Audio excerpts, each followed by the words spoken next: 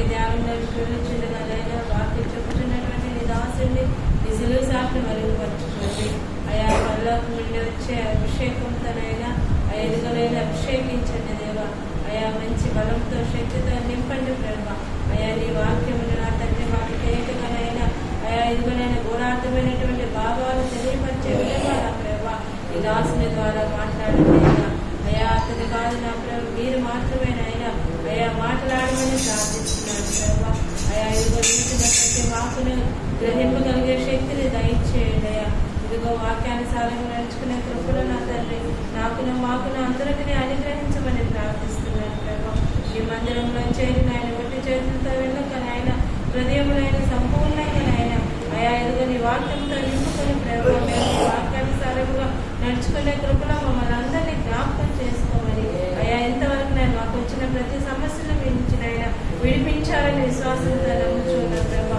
ఇక నా తండ్రి మా భవిష్యత్తులోనైనా అయా ఇదిగోనైనా జీవితాంతమునైనా అయ్యా మీకు రుణపడే విధంగా నా ప్రభు మేము ఉండినట్లు మమ్మల్ని అందరినీ అయ్యా మీరు జ్ఞాపకం చేసుకోమని వచ్చిన చేరవచ్చిన ప్రతి ఒక్క బిడ్డని నీ చేతులకు అప్పచెప్పుకుంటున్నాను ప్రభా. అయ్యా రాలేకపోయినటువంటి వారి కొరకు కూడా నేను ప్రార్థిస్తున్నాను. అయ్యా మరొక తల్లాన్ని వారికి మీరు దయచేసి అయ్యా నీ ఆత్మతో బలంతో శక్తిగా నేను ప్రతి ఒక్కరిని అయా ఇదిగోనైనా జ్ఞాపకం చేసుకోమని కోరుకుంటూ ఈ యొక్క వాక్యంలోనికి వెళ్ళించుండగా నా తండ్రి మీరే అధ్యక్షత వహించి ఈ నామంలో నా ప్రభు మమ్మల్ని అందరినీ వాడుకోమని ప్రార్థించుకుంటూ ప్రభు యేసు నామంలో యొక్క ప్రార్థన సమర్పించాలి వేడుకుంటున్నాను తండ్రి. హల్లెలూయా. దేవుని నామమునకు మహిమ కలుగును గాక.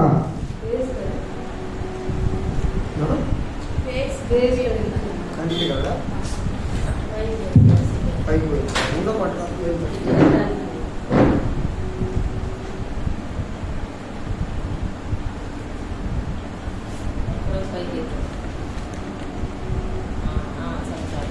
ఇప్పుడు చూడవా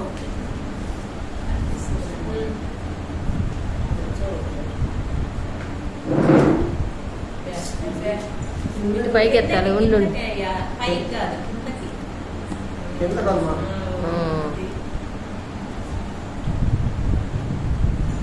దేవుని పరిశుద్ధ నామమునకు మహిమ కలుగును గాక. ప్రియులారా, ఈ 15వ తేదీ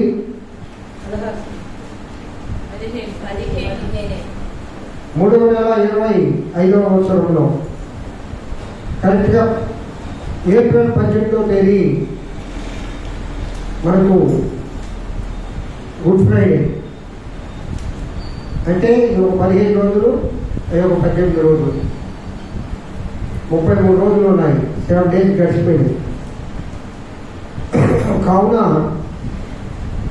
రాబోవు ఈ 33 దినాలు కూడా ప్రభు సన్నిధిలో కనబడడానికి దేవుడు కృపించును గాక. హల్లెలూయా చెప్పండి. నిన్న దినంలో ఇశ్రాయేలీయుల ప్రార్థన గురించి మనం నేర్చుకున్నాం. ఇశ్రాయేలీయులు ఎందుకొరకు ప్రార్థించారు అంటే బైబిల్ గ్రంథంలో పాత నిబంధనలో మొట్టమొదటిగా ఇశ్రాయేలీయులు ఉపస్థించి ప్రార్థించినది అక్కడి నుంచే ప్రారంభమైంది ఉపవాస ప్రార్థన. ఎందుకనగా ఇశ్రాయేలీయుల్లోనే ఈ వైరం మొదలైంది. బెన్యామీనీయులకు ఇశ్రాయేలీయులు అది హిస్టరీ చాలా ఉంది. నేను ఆ హిస్టరీ మీకు చెప్పలేదు. ఎందువల్ల వాళ్ళిద్దరికి ఒకే తండ్రి బిడ్డలు కదా, వారికి ఎందుకు యుద్ధం మొదలైంది అనేది కేవలము ఉపవాసం ద్వారా ఏ విధంగా విజయం సాధించవచ్చో ఆత్మీయంగా దాని మీదనే మనం మాట్లాడుకుంటూ ఉన్నాం. ఎందుకంటే ఈ ఉపవాస కోరికలు కాబట్టి అవే మాట్లాడతాం. దాని హిస్టరీ చెప్పలేదు, మొదటి చెప్పలేదు అనే ప్రశ్నలు మనసులో ఉంచుకోండి, నాతో మాట్లాడలేదు. ఎందుకంటే ప్రభువు ఆత్మ ఏదైతే ఇక్కడ మాట్లాడాలో అది ప్రభువు చిత్తం. నేను కూడా ప్రార్థన చేస్తాను. ప్రార్థన చేసి మనకు అవసరమైంది పరిశుద్ధాత్మ దేవుడు మాట్లాడతాడు. హిస్టరీ చెప్పాలంటే దాని వెనక ఉండే అధ్యాయాలు చదివి నా దగ్గర ఉండే పుస్తకాలు చదివితే చాలా లోతైన హిస్టరీ ఉంది. కానీ బైబిల్ స్టడీ కాదు కాబట్టి దానిలోకి నేను పోవడం లేదు.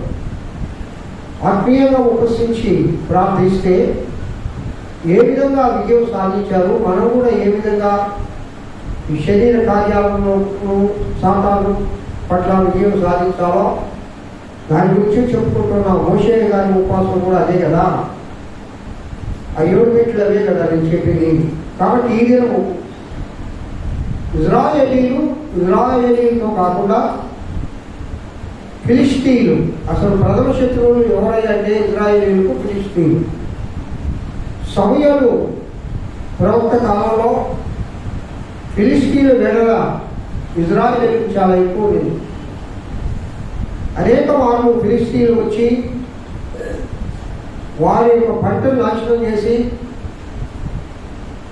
వారిని జయించి అనేక మార్లు ఇజ్రాయేలీలను అపజయం పాలు చేశారు ఫిలిష్తీయులు. దానికి ఒకే ఒక కారణం ఏంటంటే మందసాన్ని ఇజ్రాయేలీలు పట్టించుకోరు. మందసము తీసుకొని వెళ్ళిపోతారు వాళ్ళు. మందసము ఒక అన్యుడి ఇంట్లో ఉంటుంది, అబీనాదాబు ఇంట్లో.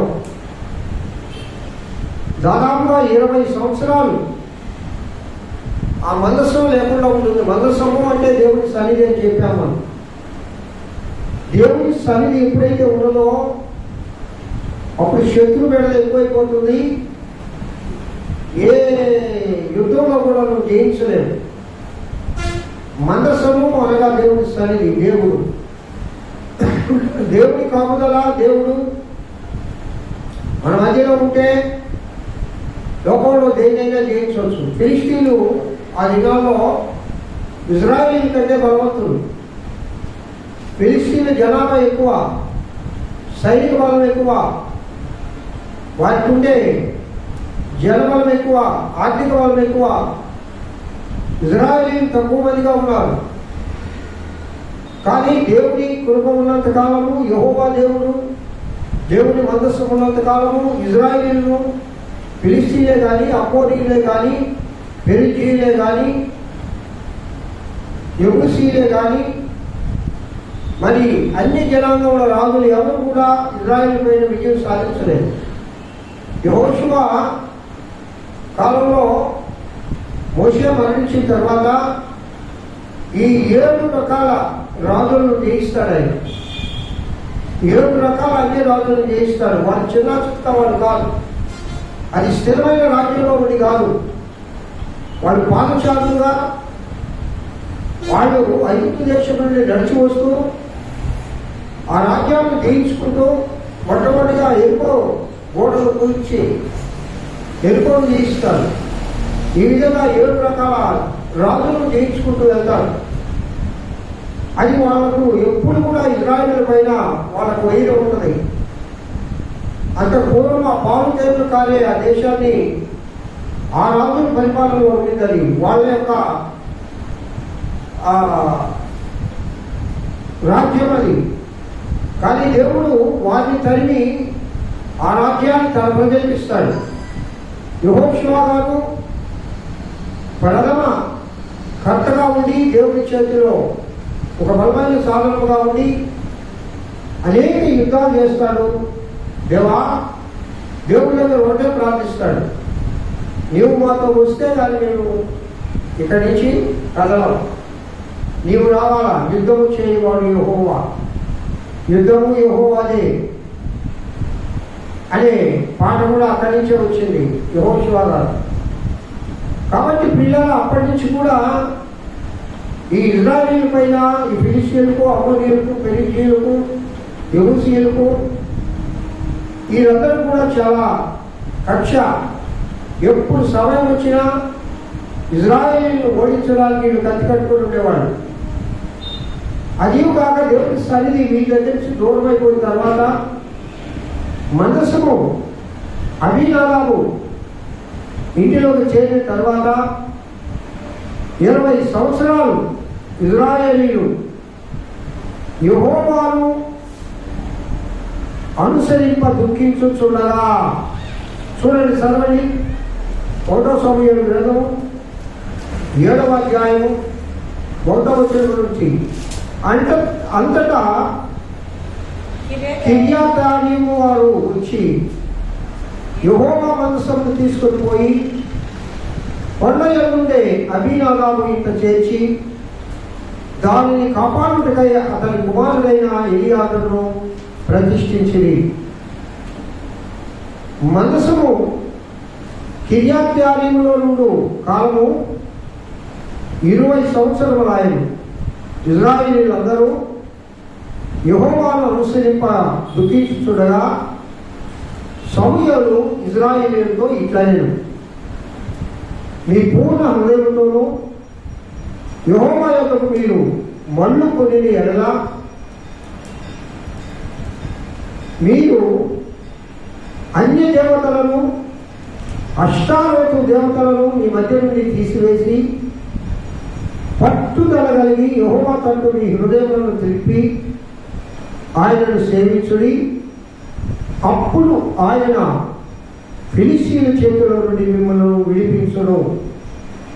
అంతటా ఇశ్రాయేలీయులు బయలు దేవతలను అష్టారోతు దేవతలను తీసివేసి యెహోవాను మాత్రమే సేవించిరి. అంతటా సమూయేలు ఇశ్రాయేలీయులందరినీ మిస్పాకు పిలువనప్పుడు నేను మీ పక్షమున యెహోవాకు ప్రార్థన చేతునని చెప్పగా వారు మిస్పాలో కూడుకొని నీళ్లు చేరి యెహోవా సన్నిధిని కుమ్మరించి ఆ దినమున ఉపవాసం ఉండి యెహోవా దృష్టికి మేము పాపాత్మలను ఒప్పుకొని మిస్పాలో సమూయేలు ఇశ్రాయేలీయులకు న్యాయం తీర్చుతూ వచ్చాను. ఇశ్రాయేలీయులు మిస్పాలో కూడి ఉన్నారని ఫిలిష్తీయులు వినినప్పుడు ఫిలిష్తీయుల సర్దారులు ఇశ్రాయేలు మీదకి వచ్చింది. ఆ సంగతి ఇశ్రాయేలీయులు విని ఫిలిష్తీయులకు భయపడి మన దేవుడైన యెహోవా ఫిలిష్తీయుల చేతిలో నుండి మనలను రక్షించినట్లుగా మా కొరకు ఆయనను ప్రార్థన చేయక మానవద్దని సమూయేలుతో మనం చేసింది. సమూయేలు పాలు విలువని ఒక గొర్రె పిల్లను తెచ్చి యెహోవాకు సర్వాంగ బలిగా అర్పించి ఇశ్రాయేలు పక్షమున యెహోవాకు ప్రార్థన చేయగా యెహోవా తన ప్రార్థన అంగీకరించెను. సమూయేలు దహన బలి అర్పించుచుండగా ఫిలిష్తీయులు యుద్ధము చేయటకై ఇశ్రాయేలు మీదకు వచ్చింది. అయితే యెహోవా దినమున ఫిలిష్తీయుల మీద మెండుగా ఉరుములు ఉరిమించి వారిని తారుమారు చేయగా వారు ఇశ్రాయేలీయుల చేత ఓడిపోయి. చెప్పండి ఒకసారి, చెప్పండి. నేను చదివిన ఈ భాగం అంతా మీరు విన్నారని నేను తలస్తూ ఉన్నాను. ఇక్కడ ఎందుకు ఇశ్రాయేలీయులు ఉపవాసం ఉండారు? ఫిలిష్తీయులకు భయపడి అని రాయబడి ఉంది.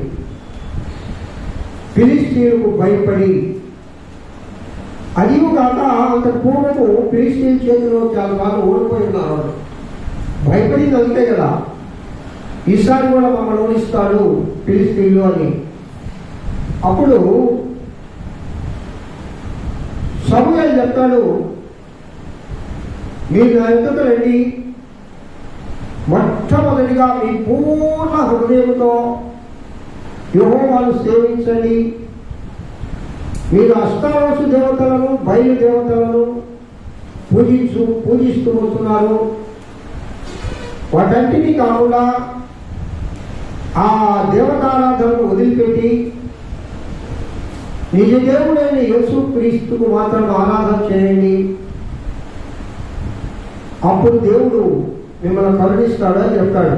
ఇక్కడ ఒక మంచి మాట నేను చదువుతూ ఉన్నప్పుడు నా హృదయానికి ఆత్మదేవుడు ఇచ్చిన ఒక ఆలోచన ఏమిటంటే, అంతటా ఇశ్రాయేలీయులు బయలు దేవతలను అష్టారోతు దేవతలను తీసివేసి యెహోవాను మాత్రమే సేవించిరి. అంటే ఏంటంటే అంతకు పూర్వం వాళ్ళు యెహోవాను సేవించేవాళ్ళు, బయలు దేవతలను సేవించేవాళ్ళు, అష్టారోతు దేవతలను సేవించేవాళ్ళు. ఈ అష్టారోతు దేవత ఎవరంటే మోయాబీయుల దేవత. రూతమ్మ అష్టారోతు దేవతకు పూజారి. ఈ బయలు దేవతలన్నీ కూడా అన్య దేవతలు. ఈ అష్టారోతు దేవత, బయలుదేవత, వీరిని కూడా ఇజ్రాయేలీలు పూజ చేస్తున్నారంటే మీరు ఆలోచించండి.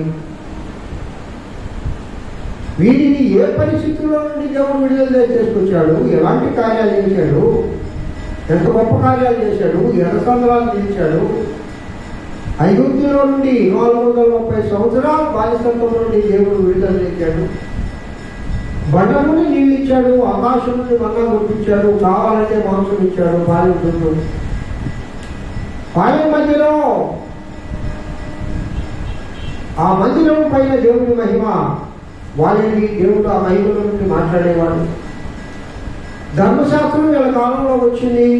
మోషే గారు దైవ స్వరూపం పోతే సినాయి కొండ నుండి దిగి వస్తాడు. ఇన్ని ఆశ్చర్యకారాలు చూసిన వాళ్ళు స్తోత్రాలు చెప్తా, హల్లెలూయా చెప్తా తిరిగితే ఎరుకో వాళ్ళను కూల్చేశాడు. అమ్మోనీయులను, పెరిజీలను, ఎబూసీలను, ఫిలిష్తీయులను ఏకదాటిగా జయించారు. ఇన్ని గొప్ప కార్యాలు కూడా వాళ్ళు చవి చూశారు. వాళ్ళ పితరులు చెప్తే విన్నారు. పాలుతరులు కాలే దేశంలో దేవుడు చేర్చాడు. వారికి ధర్మశాస్త్ర గ్రంథం ఉంది, ఇది ఒక మందస్సం ఉంది. ఆ మందస్సాన్ని మోసం చేయించిన మందస్సం అది. అది ప్రత్యక్ష గుడారంలో ఉండే మందస్సము, అది దేవుని సన్నిధి. అది ఆ మందస్సము ఎప్పుడు ఇజ్రాయేలు పాలెం మధ్యలో ఉండాలా? ఇప్పుడు ఎక్కడికి వెళ్ళింది? అది 20 సంవత్సరాలు ఎక్కడో అన్నిలో ఇంటిలో ఆ మందస్సం చేరింది. ఉండవలసిన స్థానంలో మందస్సం లేదు. అంటే దేవుడి సన్నిధిని వదిలేశారు, దేవుడిని ఆరాధించడం వదిలేశారు. మరి దేవుడు వీరికి ఏ విధంగా విజయం కలిగజేస్తాడు? వీళ్ళు అష్టారోతు దేవతలను, బయలు దేవతలను, యెహోవా దేవుడు కూడా పూజించేవాడు. ఇక్కడ ఒక మాట రాసింది, వారు దేవుణ్ణి యెహోవా యొద్ద ప్రార్థన చేయడానికి దుఃఖపడుతూ ఉన్నారంట. అందుకంటాడు సమూయేలు, నీ పూర్ణ హృదయంతో యెహోవా యొద్దకు మీరు మళ్ళు కొనిన ఎడల. అంటే పూర్ణ హృదయంతో దేవుని దగ్గరకు వాళ్ళు మళ్ళుకోలేదు.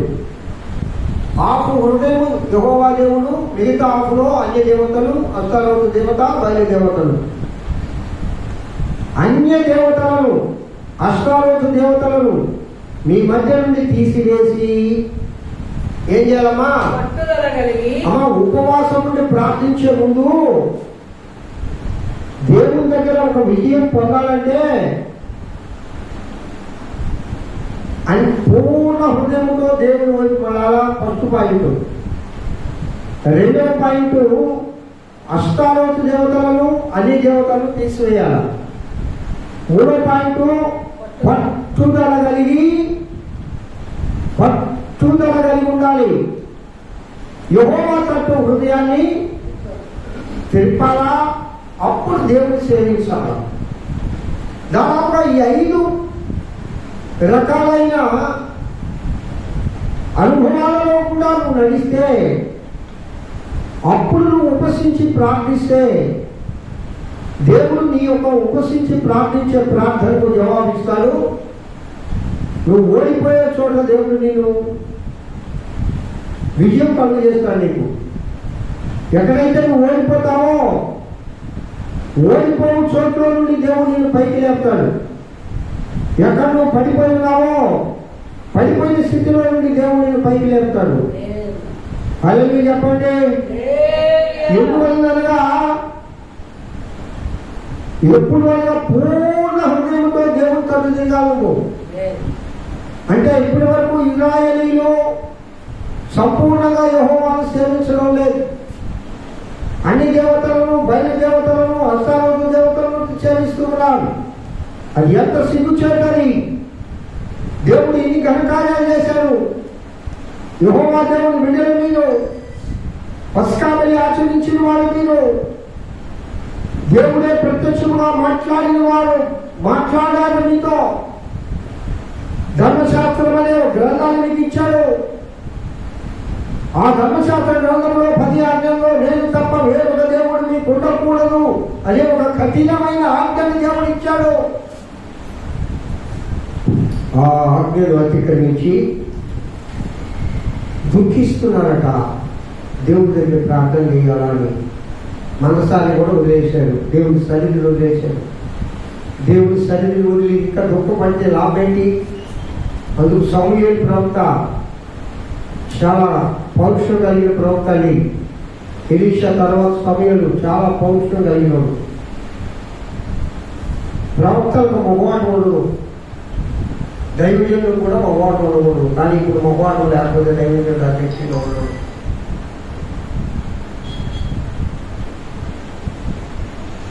పూర్వం ప్రవక్తలు పట్టుకుంటు కోసం ప్రవక్తలుగా మారిన వాళ్ళు.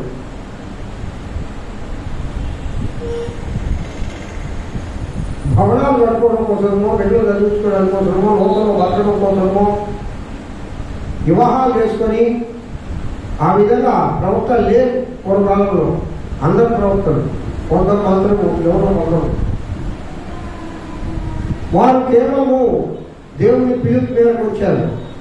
సమూయేలుని దేవుడు ఎన్నుకున్నాడు, పిలుచుకున్నాడు. ఎలీషాను దేవుడు పిలిచాడు, ఏలియాను దేవుడు పిలిచాడు, యెహోషువను దేవుడు పిలిచాడు, మోషేను దేవుడు పిలిచాడు. మోషే వివాహం చేసుకున్న తర్వాత పిలిచాడు. ఎక్కడ మోషే భార్య ప్రవేశం ఎక్కడా లేదు. అక్కడ ఎన్ని సంవత్సరాలు నడిచారు అడవిలో? 40 సంవత్సరాలు. ఆ 40 సంవత్సరాలు ఎలా మోషే భార్య మాట్లాడినట్టు మోషే భార్య మోషే మీద పెత్తనం చేసినట్టు ఎలా చూశారు బైబిల్లో? మరి మీరెందుకు పెత్తనం చేస్తున్నారు? చేస్తారు. ఇది ఏదో మన హైదవ సోదరులు చెప్పినట్టుగా కలియుగం. అది కలియుగం కాదండి, అది దేవుని యుగం. దైవ సేవకుల మీద పెత్తనం ఎవరు యుద్ధం చివరికి భార్య కూడా చేయకూడదు. అసలు భార్య చేసుకొని దేవుని సేవ చేయడమే తప్పు. హోసన్నా మినిస్ట్రీస్ అంత గొప్పగా దేవుడు వాళ్ళని వాడుకుంటున్నాడంటే కారణం అదే. నాది అంటే ఏది ఉండకూడదు, స్వార్థం వచ్చేస్తుంది. నాది అంటుంటే భక్తిగా ఉండలేము, సంపూర్ణంగా ప్రభువుకు సమర్పించుకోలేము. ఎక్కడో ఒక స్వార్థం, ఒక మూలం ఉంటుంది. బిడ్డల కోసమో, భార్య కోసమో, మూలం కోసమో, సముద్రం కోసమో. మీకు చెప్పాలా ఒక మాట? రమేష్ అన్న షాప్ వెళ్ళిపోయిన తర్వాత హోసన్నా మినిస్ట్రీస్లో వన్ ఆఫ్ ద పిల్లలు ఇప్పుడు ఒక పెద్ద ఉద్యోగ సభలో ఉండాడట. ఆయన విజయవాడలో ఉంది హోసన్నా చర్చి, రమేష్ అన్నది చాలా పెద్ద చర్చి. ఒక పెద్ద ఉద్యోగ సభలో ఆయన ప్రసంగం ఉంది ఆ రోజు, ఆ రాత్రి. రమేష్ అన్న వాళ్ళ నాన్న మధ్యాహ్నం 2 గంటలకు తెలిసిందంటే చనిపోయాడు. అంత పూర్వం ఆయన అనారోగ్యం ఉన్నాడు, ఆయన మీకు చూడాలంటున్నాడు అని చెప్పి వాళ్ళ బంధువులందరూ ఫోన్ చేసి, లేదు నేను దేవుడి సేవలో ఉన్నాను, మీరు చూసుకొని వస్తానులే చెప్పండి నాకు. దేవుడు పిలుచుకుంటే పిలుచుకొని నేను ప్రార్థన చేస్తాను. 2 గంటలకు తెలిసిందట తండ్రి చనిపోయాడు అని. పిల్లరా, నేనైతే ఏం చేస్తాను? నా భార్య హాస్పిటల్లో జాయిన్ అయిందంటే, నేను ఒక ఉద్యోగ షాప్లో ఉంటే నేనైతే ఏం చేస్తానంటే వాళ్ళకు పోయి అడిగి రిక్వెస్ట్ చేసి, అయ్యా ఇట్లా నా భార్య అన్నారు. అయ్యా వాళ్ళు వీళ్ళు కూడా ఏం చెప్తారు, అయ్యా మీ భార్య కదా మీరు ఎలాంటి అయ్యా నీ కాల్ ఇచ్చి పంపిస్తారు. రమేష్ గారు ఉద్యోగ సభ ఆ రాత్రి చూసుకొని ఉదయకాల ఆరాధన చూసుకొని వాళ్ళు ఉద్యోగ సభలు పెడితే ఉదయకాలం కూడా ఆరాధన ఉంటుంది. 11 గంటలకు వెళ్ళాడు. అప్పుడు వాళ్ళంతా ప్రిపేర్ చేస్తా ఉన్నారు సమాధి దగ్గరికి వెళ్ళాడంటే. అది నిస్వార్థమైన సేవ. నేను ఎందుకు చెప్తున్నానంటే, సమూయేలు ప్రవక్తలు అంటే ఆ విధంగా ఉంటే ఆ సేవే సపరేట్గా ఉంటుంది, వాళ్ళ యొక్క నడిపే సపరేట్గా ఉంటుంది. నేను అనుభవించాను కాబట్టి చెప్తున్నాను. పిల్లల ద పెంతెకోస్తు మిషన్ సిపిఎం నడిపే సపరేట్. మొహమాటం లేకుండా విశ్వాసాలు మాట్లాడుతున్నారు. చర్చికి ఈ విధంగా లేట్గా వచ్చిన వాళ్ళు ఒప్పుకోరు, బయట నిలబెట్టేస్తారు. వాళ్ళకి మొహమాటం లేదు, ఎందుకంటే వాళ్ళకి ఏదైనా కాపురాలు లేవు, ఇల్లు లేవు, బిడ్డలు లేవు, డబ్బులు కావాలా, జీతం కావాలా, ఈ చర్చి కాబట్టి అదేం కాదు. వాళ్ళగా చర్చి కష్టపడి వాళ్ళే కట్టిస్తారు. అక్కడ సిస్టర్స్ బ్రదర్స్ ఉంటారు, ఆ చర్చిని వాళ్ళే శుభ్రం చేస్తారు. ఒక ప్రతిష్ట ఉంటుంది అక్కడ. ఆ ప్రతిష్ట ఉండే దగ్గర సేవ వేరు, ఆ విధానమే వేరు. రండి పోదాం ఈ దినం అబ్రాహాం ఉండే దగ్గరకు, అలాగే రమేశ్వరం ఉండే దగ్గరకు. వాళ్ళ దగ్గర వివాహం కానీ స్త్రీలు యవన బిడ్డలు ఎంతమంది ఉన్నారు చూస్తున్నారు సమర్పించుకొని. ఇంకో పాస్టర్ గారు ఉన్నారు, ఆయన ఎవరమ్మా హైదరాబాద్లో, నువ్వు ఇంకా ఉన్న వాక్యం జర్మీ ఆ పాస్టర్ గారు. వాళ్ళ దగ్గర వివాహం కాకుండా ఉండే బిడ్డలు ఎంతమంది ఉన్నారు రండి. నేను ఎందుకు చెప్తున్నానంటే పిల్లరా, ఒక ప్రతిష్ట కలిగిన దైవజనుడు కావాలి. ఇక్కడ సమూహం ప్రతిష్ట కలిగిన దైవజనుడు. మొక్కోటం లేదు. అరే బాబా మేము యెహోవాను ప్రార్థిస్తున్నాం కదయ్యా, నాకు తెలిసిలేదా మీరేం చేసే సంగతి. అష్టారోజు దేవతలను ప్రార్థన చేస్తున్నారు, బయలు దేవతలను ప్రార్థన చేస్తున్నారు, మందసాన్ని వదిలేశారు. యెహోవా దేవుడు కూడా ప్రార్థన. ఎట్లా మీరు మొదలుపెట్టేది? ఏ విధంగా మీరు కనీని కలిసి ఎందుకు మీరు గుర్తిస్తారు? మీరు మీ ప్రార్థన దేవుడు మేము ఉపవాసం ఉండి ప్రార్థన, మీరు ఉపవాసం ఉండి ప్రార్థన చేయాలంటే నేను చెప్పిన 5 కార్యాలు చేయండి. ఏం చేయాలా? మీ పూర్ణ హృదయంతో దేవుడు తట్టు జరగాలి. మనల్ని రెండోది అష్టారోజు దేవతలను బయలు దేవతలను వదిలిపెట్టండి. మూడవది పట్టుదల కలిగి ఉండాలా. నాలుగవదిగా సంపూర్ణంగా దేవుడిని సమర్పించుకొని అప్పుడు సేవ చేయండి. అప్పుడు సేవించండి దేవుని. సేవ అంటే ప్రార్థనే. అప్పుడు దేవుడు మీ ప్రార్థన వింటాడు. హల్లెలూయా చెప్పండి. హల్లెలూయా. పిల్లగా ఇక్కడ మనం చూసినప్పుడు ఇశ్రాయేలులందరినీ మిస్పాకు పిలిపిస్తాడు. అప్పుడు అంటాడు, మీ పక్షమున యెహోవాకు ప్రార్థన చేతును. ఒక దైవజనుడు ఉంటే ఆ దైవజనుడి పని ఏంటనగా మీ పక్షమున దేవుడికి ప్రార్థన చేయడమే ఆ దైవజనుడి పని. ఎవరి పక్షమున? సంఘంలో ఉండే సభ్యులందరి పక్షమున ప్రార్థన చేయడమే పని. మీ పక్షమున నేను యెహోవాకు ప్రార్థన చేస్తాను. వారు మిస్పాలో కూడుకొని నీళ్లు చేరి యెహోవా సన్నిధిని కుమరించి ఆ దినమున ఉపవాసం నుండి యెహోవా దృష్టికి మేము పాపాత్ములమని ఒప్పుకొనేది. హల్లెలూయా. ఇక్కడ వచ్చారు మార్గానికి. అయ్యా నిజమే, మేము అష్టారోజు బయలుదేవతలను పూజిస్తూ ఉన్నాం. మేము సర్వే యెహోవాను పూజించేది. నీళ్లు చేరి కుమ్మరించి అంటే నీళ్ల వలె హృదయములను కుమ్మరించి దేవుని దగ్గర కన్నీరు కార్చి విరిగి నలిగిన హృదయంతో వారు మేము పాపాత్ములము అని ఒప్పుకున్నారు. సమూయేలు చెప్పిన 5 కార్యాలు చేసేవాళ్ళు. సంపూర్ణంగా దేవుని తట్టు తిరిగారు, అన్ని దేవతలను వదిలేశారు, పట్టుదల కలిగి ప్రార్థన చేస్తూ ఉన్నారు. పూర్ణ హృదయంతో పూర్ణ హృదయం దేవుడికి సమర్పించారు. అప్పుడు దేవుని ఆరాధిస్తూ ఉన్నారు. 6వదిగా విరిగి నలిగిన హృదయం, కన్నీరు కాలు నీళ్లు చేరి నీళ్లు కుమ్మరించినట్లుగా తమ కన్నీటిని కుమ్మరించి ప్రార్థిస్తూ ఏడుస్తూ ఏమంటున్నారు అక్కడ? మేము పాపాత్ములము అని ఒప్పుకున్నారు. ఫిలిష్తీయులు మిస్పాలో ఇశ్రాయేలీయులు ఉన్నారని తెలుసుకొని యుద్ధానికి వస్తూ ఉన్నప్పుడు వాళ్ళు వెళ్ళి అంటారు, అయ్యా సమూయేలు గారు, ప్రవక్త గారు, మళ్ళా ఫిలిష్తీయులు మా మీద యుద్ధానికి వస్తున్నారు, మా గురించి ప్రార్థించండి అన్నప్పుడు ఒక పాలు విలువని గొర్రెపిల్లను తీసుకొని ఆయన వధించి వారి నిమిత్తము ఆయన పానార్పణగా పోసి దహన బలి అర్పించుతూ ఉండగా అక్కడ ఎవరు యుద్ధం చేస్తారు? ఫిలిష్తీయుల మీద. కపట్టుకుంటూ దేవుడిని భయపడతాడు. అమ్మ వచ్చిన కదూ, ఆ వచ్చిన కదూ సమూయేలు ఆ, దహనబలి అర్పించుండగా ఫిలిష్తీయులు ఆ యుద్ధము చేయుటకై యుద్ధం చేయుటకై ఇశ్రాయేలు మీదకు వచ్చిరి.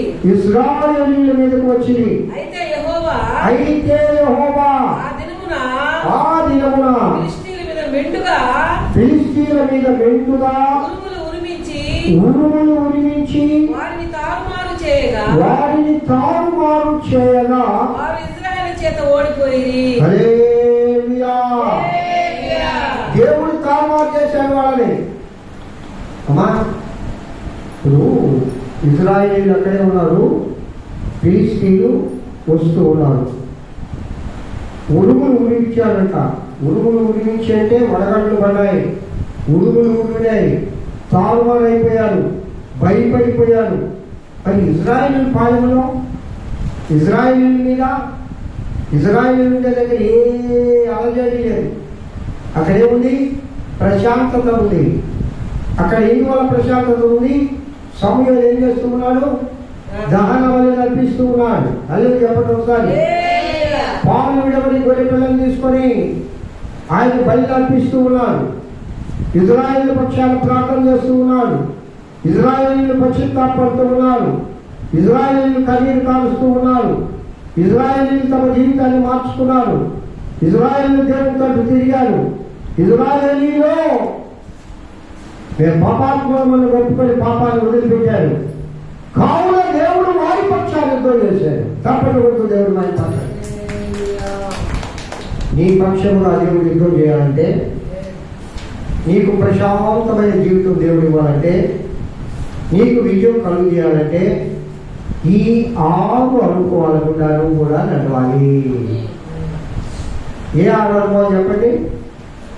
ఏ 6 అనుభవం చెప్పండి? మొట్టమొదటిగా యెహోవా తట్టు పూర్ణ హృదయంతో యెహోవా తట్టు తిరగాలి. రెండవదిగా ఇతర దేవతలు అంటే అన్ని దేవతలు అంటే ఇక్కడ ఎవరో కాదు. అమ్మా, అష్టారోసు బయలు దేవతలు, మనం అన్ని దేవతలు పూజించడం వల్ల. కానీ కొన్ని దేవతలు మనలో ఉన్నాయి. కొన్ని దేవతలు మనలో ఉన్నాయి. కొన్నిటి మనం పూజిస్తూ ఉన్నాం. ఏం కావాలి మనం పూజించేది? మనం చెప్పండి. విగ్రహారాధన నీలో ఉంది, విగ్రహారాధన నీలో ఉంది, విగ్రహారాధన నీలో ఉంది, విగ్రహారాధన నీలో ఉంది. పద్మమ్మ, విగ్రహారాధన నీలో ఉంది. దేవుని కంటే అధికముగా నువ్వు దేన్నైతే అది విగ్రహారాధన. తప్పని ముందు దేవుడు భయపడతాడు. మరి దేవుని కంటే అధికంగా దేన్ని ఇష్టపడడం లేదా? లేదు, నాకు దేవుడే మొదట మాటదే. అది దేవుడి కంటే అధికంగా దేన్ని ఇష్టపడాలి అంటే ఎంత బాగుందో. ఆ భావన మనలో ఉంటే ఎంత బాగుండు, ఆ భావన మనం బ్రతికితే ఎంత బాగుండు, ఆ ఆత్మీయత మనలో ఉంటే ఎంత బాగుండు. కానీ లేదే.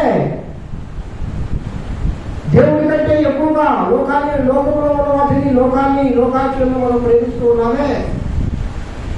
ఇంకా బలి దేవత, అశ్వరవతి దేవతలు నీలో ఉన్నారే. ఇంకా లోకాశం చుట్టూ తిరుగుతూ ఉన్నావే.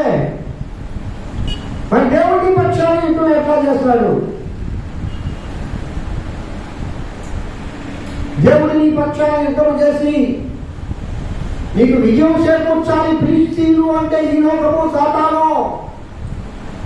నీకుంటే సమస్యలే ఫిలిష్తీయులు. నీ కుటుంబంలో ఉండే సమస్యలే ఫిలిష్తీయులు. నీ జీవితంలో ఉండే సమస్యలే ఫిలిష్తీయులు. వాటి నుండి నీకు విజయం రావాలా? దేవుడు ఉరుములు ఉరిమించాలా, వడగళ్ళు కురిపించాలా, తారుమారు చేయాలా. ఫిలిష్తీయులు ఇజ్రాయేలీయులకు విజయం కలుగు చేయాలి అంటే ఈ 6 అనుభవాల్లో నడిస్తేనే వాడికి విజయం వచ్చేది. పిల్లారా, వారి పక్షాన దేవుడు ప్రార్థన చేస్తూ ఉన్నాడు, బలు అర్పిస్తూ ఉన్నాడు.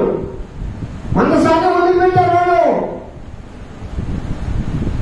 20 సంవత్సరాలు మందసం లేదు ఇజ్రాయేలు మధ్యలో. అదే దావీదు బాధ. కాబట్టి ప్రియా దేవుని బిడ్డలారా, విగ్రహాలు ఒక్కొక్క విగ్రహం చిన్న చిన్న విగ్రహాలు కాదమ్మా, అవి తీసేసుకున్నా బాగుండాలి ఆ విగ్రహాలు. విగ్రహారాధన అంటే వ్యభిచారము అంటే అవి అక్షరార్థంగానే కానీ అవి క్రియారూపంగా కాదు, లోక సంబంధంగా కాదని. వ్యభిచారము అంటే బైబిల్ గ్రంథంలో అర్థం ఏంటంటే విగ్రహాలను పూజించడమే వ్యభిచారం. విగ్రహాలు అంటే ఏమిటి?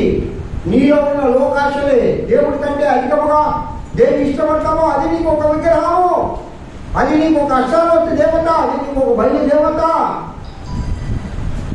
సహజంగా క్రైస్తవులు ఎవరు కూడా అన్ని దేవతలు పూజించే, కానీ లోపల మాత్రము అనేక విగ్రహాలు, ఒక్కొక్క విగ్రహాన్ని తీసి చూస్తూ ఉంటే భయంకరంగా ఉంటాయి. అవి మీకే తెలుసు, నాకు తెలియదు. నాకే తెలుసు నాకు ఏ విగ్రహం ఉందో.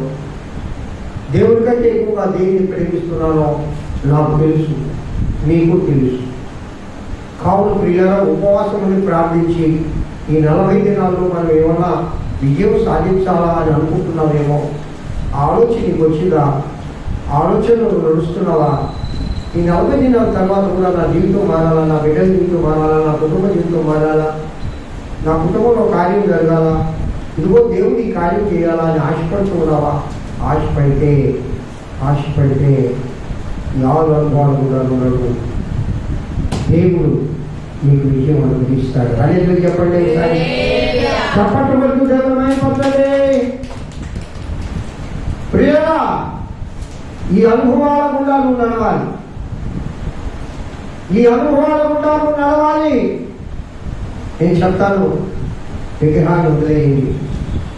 దేవుడి కంటే అధికంగా దేని ప్రేమిస్తుంది.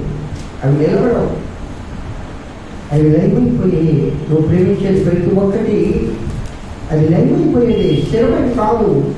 తెలుసు, నీకు బాగా తెలుసు. ఎందుకంటే దేవుడు అనేక మార్గంతో మాట్లాడుతూ ఉన్నాడు. అయినా నువ్వు వాటిని ప్రేమిస్తూ ఉన్నావు, అయినా దేవుని కార్యాలను నిర్లక్ష్యం చేస్తూ ఉన్నావు, అయినా దేవుని సన్నిధిని నిర్లక్ష్యం చేస్తూ ఉన్నావు. దేవుని కార్యాలను నిర్లక్ష్యం చేసి, దేవుని సన్నిధిని నిర్లక్ష్యం చేసి లోక సంబంధమైన వాటికి నువ్వు ప్రాధాన్యత ఇస్తే అది నీకు విగ్రహంగా ఉంటుంది నీ మదిలో. అప్పుడు దేవుడు నీకు విజయం ఎట్టిస్తాడు క్రీస్తు మీద. ఈ లోకం మీద నీకు విజయం ఎక్కడి నుంచి వస్తుంది? నువ్వు ఉపవాసం ఉన్నా, నువ్వు కన్నీరు కాల్చినా, నువ్వు ఏడ్చినా, ఇజ్రాయేలు ముందు వచ్చినా చెప్పండి, వాళ్ళు దుఃఖిస్తూ ఉన్నారట. యెహోవా దేవుడిని ప్రార్థించాలని దుఃఖి లాభండి. సమయంలో చెప్తాడు, ముందు మీ విగ్రహాలను వదిలేయండి, పూర్తిగా దేవుడు తట్టు తిరగండి, పట్టుదల కలిగి ఉండండి, పూర్ణ హృదయంతో దేవుని దగ్గరికి సన్నిధికి రండి, అప్పుడు సేవించండి. మీ పక్షాలు అప్పుడు నేను ప్రార్థన చేస్తాను. తప్పటి ముందు దేవుడు మేము పడతాను. అయ్యే లేకుండా మీ పక్షాన్ని ప్రార్థన చేసినా దేవుడు ఆ ప్రార్థన వినడు, మీకు ఫిలిష్తీయుల మీద విజయం కలగదు. పిల్లరా, దైవజనుడు ప్రార్థించినంత మాత్రం నా ప్రార్థనకు ఫలితం రాలేదనే దైవజనుడు తప్పు కాదు. నువ్వు అనేక రకాలైన విగ్రహాలు నీ మధ్యలో పెట్టుకుని నువ్వు దేవుడిని సంపూర్ణంగా ఆరాధించకుండా, దేవుడి వైపు తిరగకుండా, లోక సంబంధిగా ఉండి ప్రార్థన చేయ్యా, కార్యం జరగాల, ప్రార్థన చేయ్యా, వ్యాధి పోవాలా, ప్రార్థన చేయ్యా, ఏ లాభం? ప్రార్థన చేసి ప్రార్థనకు ఫలితం రాదు, ప్రార్థనకు ఫలితం రాదు. ఎప్పుడు ప్రార్థనకు ఫలితం వస్తుందండి అన్నాడు, అమ్మా నీ విశ్వాసమే నిన్ను ఏమా ఎవన్నాడు? నేను స్వస్థపరిచానని యేసయ్య లేదు. చప్పట్లు కొడుతూ దేవుని మాయపడతాడు. నీ విశ్వాసమే నిన్ను. ప్రభువే మాట్లాడాడమ్మా అంటే అర్థమైంది, నీ ప్రార్థనకు జవాబు రావడం లేదు, మార్పు లేదు, కుటుంబంలో శాంతి లేదు, సమాధానం లేదు, మదిలో సమాధానం లేదు, కార్యంలో జరగడం లేదు, బిడ్డలు మనుషులతో శ్రమం డెవలప్ కావడం లేదు, అనేక మంది అధికారులు దేవుడి సన్నిధికి రావడం లేదు. కారణం ఏంటి? కారణం నువ్వు నేనే.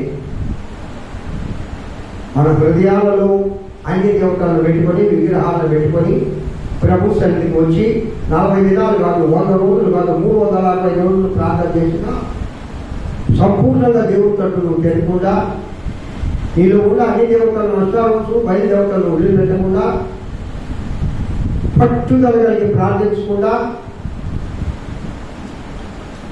విరిగి కలిగిన హృదయంతో నీరు కుమరించినట్లు అక్కడ కుమరించి, అప్పుడు దైవజనుడు దహన బలులను పానార్పణ బలులను అర్పించి ప్రార్థన చేస్తే ఫిలిష్తీయుల పైన ఇశ్రాయేలీయులకు విజయం కలిగింది. అందులో చెప్పండి, ఇశ్రాయేలీయులు యుద్ధం చేయాలా?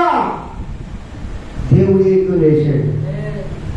దేవుడే నీ కార్యాలు చేయాలంటే దేవుడే నీ కుటుంబంలో కార్యం చేయాలా? దేవుడే నీ జీవితంలో మార్పు తేవాలా? దేవుడే లోకంలో నీవు చేయలే. ఇశ్రాయేలీయులు పోయి అక్కడ ఏకపై యుద్ధం చేయలేదమ్మా, చేయలేరు కూడా. ఫిలిష్తీయుల బలం, సంఖ్యాబలం చాలా ఎక్కువ.